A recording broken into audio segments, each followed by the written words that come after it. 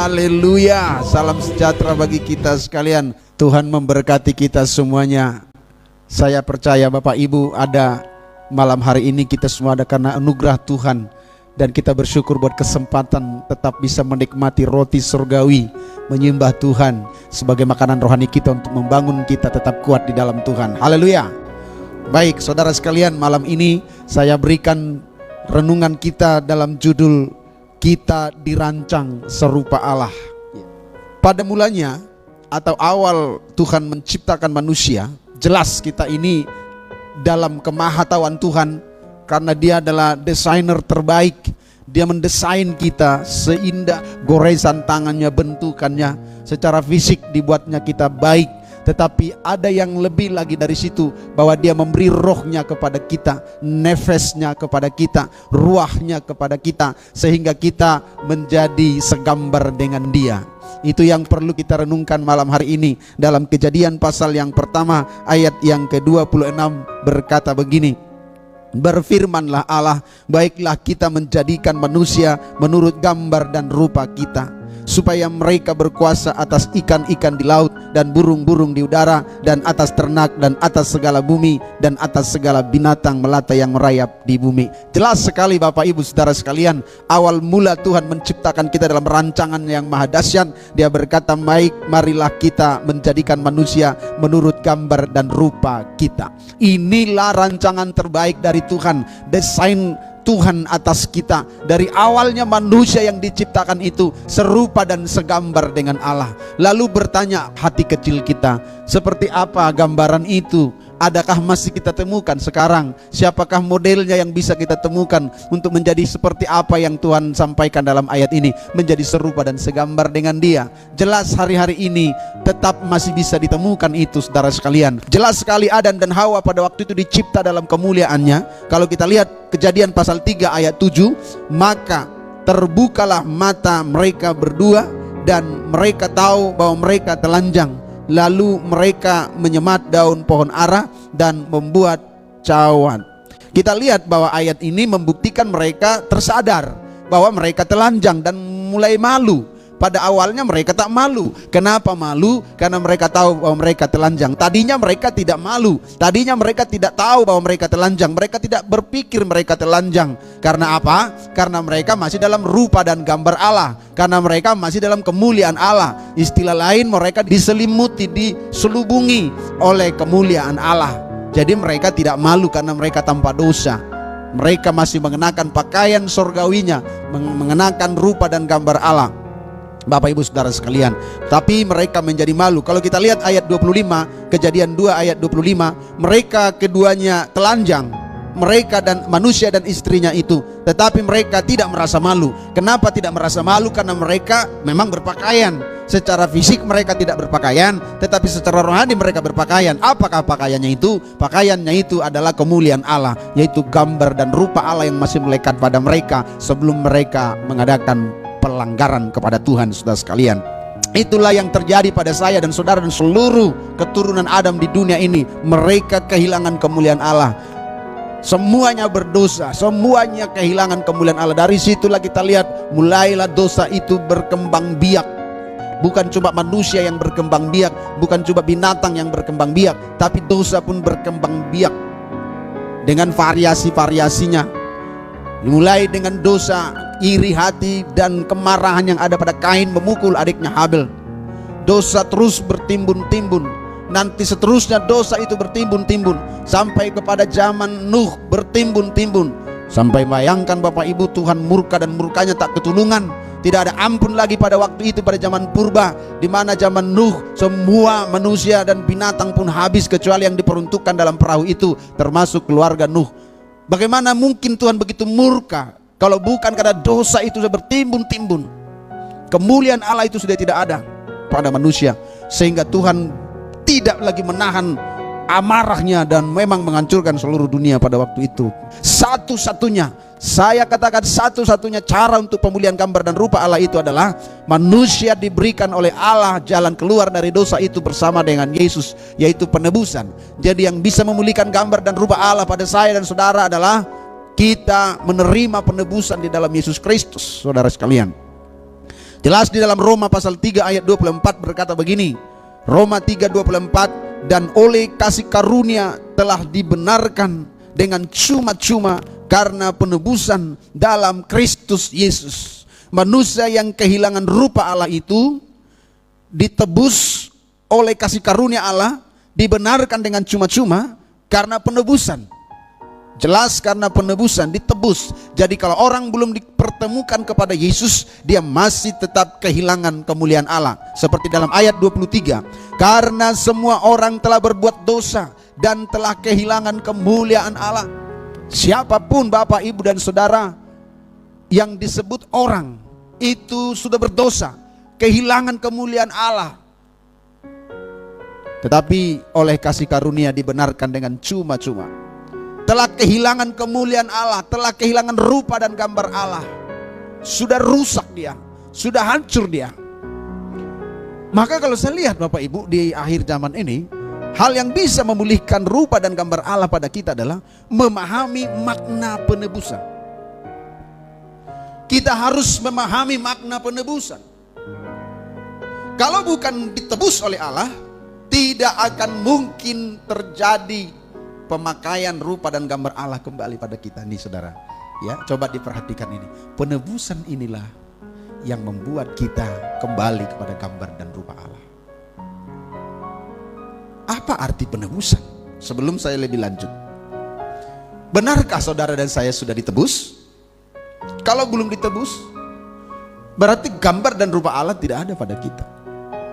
Cara penebusan itu adalah Yesus Kristus mati di kayu salib untuk menebus dosa kita, dan kita menerimanya, mempercayai bahwa kematiannya itu adalah untuk dosa-dosa kita. Kita mengakui dosa kita dan kita meminta ampun atas dosa kita, dan kita menerima dia sebagai Tuhan dan Juru Selamat satu-satunya penguasa dalam hidup kita, dan kita serahkan hidup kita kepada dia.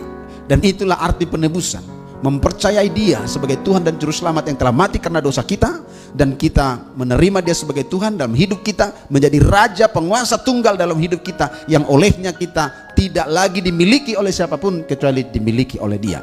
Itulah arti penebusan. Bapak Ibu pernah menggade barang di Pegadaian, saudara titip di Pegadaian, saudara minta ambil uang senilai itu yang ditaksir oleh juru taksir pengadilan Pegadaian. Setelah itu barang itu mereka simpan dan sebetulnya sudah menjadi milik mereka. Kalau kita pada batas waktu tertentu tidak mengambil kembali dan membayarkan hutang kita ke Pegadaian, maka itu akan dilelang menjadi milik siapa yang bisa membeli. Tetapi ketika kita ambil, kita datangi Pegadaian, kalung atau cincin itu kita ambil dan kita bayar sesuai administrasi yang ada, kita ambil kembali barang itu dan utuh menjadi milik kita. Inilah namanya menebus. Kita tebus dan menjadi milik kita. Apapun tentang barang ini adalah milik kita, bukan lagi milik Pegadaian. Jadi dia tidak juga berkuasa lagi dengan barang itu. Misalnya nih, kalau mereka kita ambil, lalu setelah kita ambil kita bayar, lalu dia berpesan, Pak, ya apa? Tolong dijaga cincin ini ya. Rasanya kita jadi risih kalau dia masih seperti memiliki barang itu. Terus kalau makainya, Pak, tolong pakai di tangan kanan ya. Pas kita mau pulang, udah di pintu, Pak, sedikit lagi Pak, apa? Tolong Pak, jangan terlalu sering dipakai. Ya pas mau pesta-pesta besar baru kita rasa risih dan kita mulai menjawab, Pak, apa urusanmu dengan ini? Ini barangku, saya sudah tebus kembali, sukaku, mau ku apa-apain sukaku. Jangan lagi Bapak ngatur-ngatur sebab barang ini telah ku tebus. Oke? Tuhan pun kalau benar sudah menebus kita, kalau kita sadar bahwa kita telah ditebus oleh Tuhan, suka-sukanya Tuhan sama kita. Bukan lagi suka-suka siapa atau suka-suka kita sendiri. Dia atur kita dan dia mau buat A, B, C, mau buat apa tentang kita, suka-sukanya Tuhan. Dan itulah arti penebusan. Telah terjadi pemindahan hak dan kepemilikan kita seutuhnya diambil oleh Tuhan. Amin. Itu yang penting kita pahami, supaya benar-benar rupa dan gambar Allah itu dikembalikan kepada kita. Kalau tidak, berarti kita belum menjadi miliknya, pakaian kemuliaannya itu belum dipakaikan kepada kita, dan kita belum ditebus, kita belum memiliki gambar dan rupa Allah itu kembali. Saudara, jadi satu-satunya cara pemulihan gambar dan rupa Allah itu kita menerima penebusan secara benar, bukan asal-asal jadi Kristen. Halo? Bukan asal-asal jadi Kristen, tapi memahami betul perjumpaannya dengan Tuhan dan ngerti apa itu makna penebusan dalam kehidupan kita, saudara sekalian. Di dalam Yesuslah dipulihkan semuanya itu. Kita menerima Yesus, berarti pemulihan rupa dan gambar Allah itu ada pada kita. Sebab dalam Kolose pasal yang kedua ayat 9 berkata begini, sebab dalam Dialah berdiam secara jasmaniah seluruh kepenuhan Allah. Jadi di dalam Yesuslah berdiam seluruh kepenuhan Allah. Jadi kalau rupa dan gambar Allah itu mau dipulihkan kembali pada kita, kita ini harus dicipta baru di dalam Yesus, diubahkan di dalam Yesus. Sebab di dalam Yesuslah seluruh kepenuhan Allah berdiam. Jadi kalau kita sudah melihat Yesus, kita sudah melihat Allah. Kita menerima Yesus, kita sudah menerima Allah. Kita memakaikan pakaian Kristus, kita sudah memakaikan gambar dan rupa Allah. Di dalam Yesuslah gambar itu dipulihkan, saudaraku. Di Roma 8 ayat 29 berkata begini. Roma 8 ayat 29, sebab semua orang yang dipilihnya dari semula, mereka juga ditentukannya dari semula untuk menjadi serupa dengan gambaran anaknya. Untuk menjadi serupa dengan gambaran anaknya. Siapa anaknya? Yesus. Jadi dipulihkan kita, dirancang balik, ya, untuk menjadi serupa dengan gambaran anaknya. Gambaran anaknya adalah gambaran Allah, sebab pada Dialah berdiam segala kepenuhan Allah. Jadi kita ini dirubah menjadi serupa dengan gambaran anaknya. Itu ya. Bagaimana prosesnya? Saya ajak saudara melihat Efesus 4 ayat 23 dan 24. Supaya kamu dibaharui di dalam roh dan pikiran. Berarti orang yang memiliki rupa dan gambar Allah yang dipulihkan itu, dia dicipta ulang menjadi manusia baru dengan berpikiran-pikiran Kristus, dengan berperasaan-perasaan Kristus, dibaharui di dalam roh dan pikiran, roh dan jiwa. Roh adalah nafas Allah yang tadi, Bapak Ibu, tadi kan waktu kita dicipta, Adam dan Hawa dicipta, ditaruhnya rohnya. Jadi dibaharui roh, karena roh kita udah rusak. Gambar dan rupa Allah itu rusak, kemuliaannya hilang, kita menjadi telanjang. Tetapi dibaharui dalam roh, supaya kamu dibaharui di dalam roh dan jiwa. Jiwa itu terdiri dari 3, pikiran, kehendak, dan perasaan. Jiwa, pikiran, dibaharui dalam roh dan pikiran. Jadi kalau seseorang yang mengaku Kristen, halo, tetapi belum dibaharui rohnya, belum dibaharui pikirannya, itu pasti belum menerima pemulihan gambar dan rupa Allah. Memang itu proses, tetapi kita harus ikuti proses yang Tuhan berikan. Kalau kita dicipta ulang menjadi manusia baru, di dalam ayat 24 dijelaskan, dan mengenakan manusia baru yang telah diciptakan menurut kehendak Allah. Jadi dicipta, manusia baru itu dicipta, sudah pernah dicipta, tapi dicipta ulang lagi karena yang ciptaan pertama udah rusak. Dicipta baru, ya, ayat 24, dan mengenakan manusia baru yang telah diciptakan menurut kehendak Allah di dalam kebenaran dan kekudusan yang sesungguhnya. Jadi ciptaan baru itu paling tidak memiliki 2 hal ini, yaitu hidup dalam kebenaran dan hidup dalam kekudusan yang sesungguhnya. Hidup dalam kebenaran karena tadi dicipta menurut kehendak Allah dan dalam kebenaran. Hidup dalam kebenaran atau hidup benar, maksudnya setiap orang yang sudah menerima Yesus sebagai Tuhan dalam hidupnya harus hidup sejalan dengan nilai-nilai Alkitab. Dengan nilai-nilai Alkitab. Alkitab atau firman Allah adalah kebenaran tertinggi. Alkitab itu cukup lengkap, ya, menjadi panduan hidup kita. Alkitab menjadi petunjuk hidup kita yang sempurna untuk selama-lamanya. Isi Alkitab jangan ditawar-tawar lagi. Kita harus memiliki ketundukan penuh kepada kebenaran ini. Itulah yang dicipta baru. Jadi kalau orang bilang dia dicipta baru tapi hidupnya tidak seturut Alkitab, nah itu Belum, saudara, ya, belum mengenakan pakaian baru. Itu yang pertama, ya. Yang dipulihkan gambar dan rupa Allah itu dia memiliki hidup dalam kebenaran. Lalu yang kedua tadi ayat 24 itu hidup dalam kekudusan, ya. Maksud hidup dalam kekudusan itu apa? Kita ini dipenuhi dengan Roh Kudus, dan Roh Kudus itu yang menguduskan kita. Hari-hari kita dipimpin oleh Roh Kudus, ya. Setiap orang yang sudah menerima Yesus sebagai Tuhannya di dalam hidupnya harus hidup dalam pengudusan setiap hari. Arti kudus adalah terpisah dari yang lain, dibedakan dari yang lain, diasingkan dari yang lain, disingkirkan dari yang lain. Itu arti kudus. Jadi tidak menjadi sama dengan yang lain, ada pengkhususan. Misalnya kalau ada gitar sudah dikuduskan, berarti gitar itu dikhususkan untuk pelayanan. Jadi tidak boleh dibawa ke lapo tuak lalu nyanyi-nyanyi, lalu nanti diambil lagi dari lapo tuak dibawa lagi ke gereja, nyanyi-nyanyi lagi di gereja rohani, lalu habis dari pelayanan dari gereja dibawa lagi ke lapo tuak, nyanyi-nyanyi lagi di sana. Salah, itu berarti gitarnya gitar umum, bukan gitar yang sudah dikuduskan. Karena arti yang dikuduskan adalah dikhususkan, khusus untuk ini, begitu. Nah, orang-orang Kristen yang mengaku sudah ditebus oleh Yesus, dia sudah dikuduskan, hidup dalam pengudusan, berbeda dengan orang-orang yang berlaku seperti di dunia biasanya. Tidak menjadi sama. Maka kalau dalam Roma pasal yang ke-12 ayat 1 dan 2 itu jelas dikatakan di sana, hendaklah kamu berubah oleh pembaharuan budi, jangan menjadi sama seperti dunia. Tidak boleh sama, harus berbeda. Karena apa? Karena sudah dikuduskan. Dikuduskan artinya dikhususkan, dipisahkan, diasingkan, tidak menjadi sama dengan yang lainnya. Jadi dua hal ini menandai seseorang yang dipulihkan gambar dan rupa Allah oleh penebusan Yesus Kristus, yaitu hidup dalam kebenaran, yaitu firman Allah.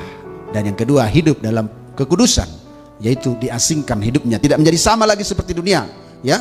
Dan jelas dalam 1 Petrus pasal 1 ayat 16 berkata, kuduslah kamu sebab aku kudus.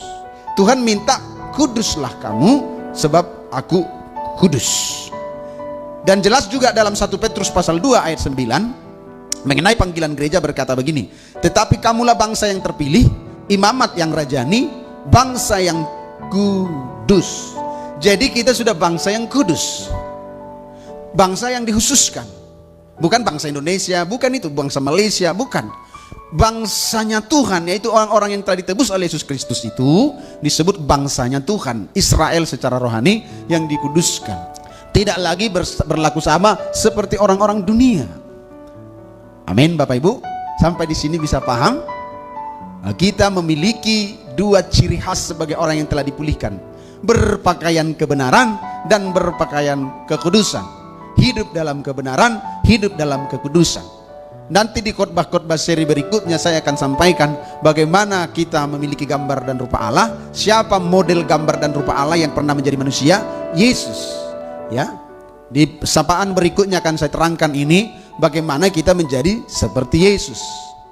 Kita telah dikuduskan, bangsa yang kudus, umat kepunyaan Allah sendiri, bukan lagi kepunyaan siapa-siapa, tapi kepunyaan Allah, miliknya Allah, supaya kamu memberitakan perbuatan-perbuatan yang besar dari Dia yang telah memanggil kamu, jelas, keluar dari kegelapan.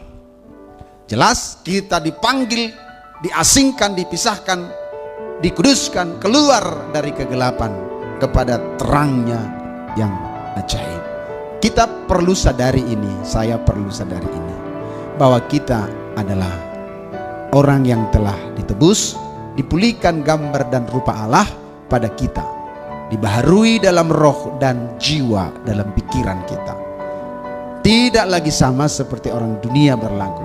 Hidup dalam pimpinan Alkitab, panduan Alkitab, seperti apa yang Alkitab minta, seperti itu kita ikuti. Ya, seperti satu pujian kita, seperti Yesus, seperti Yesus. Itu menjadi kerinduan kita, saudaraku. Seperti Yesus, seperti Yesus, itu saja ku pinta.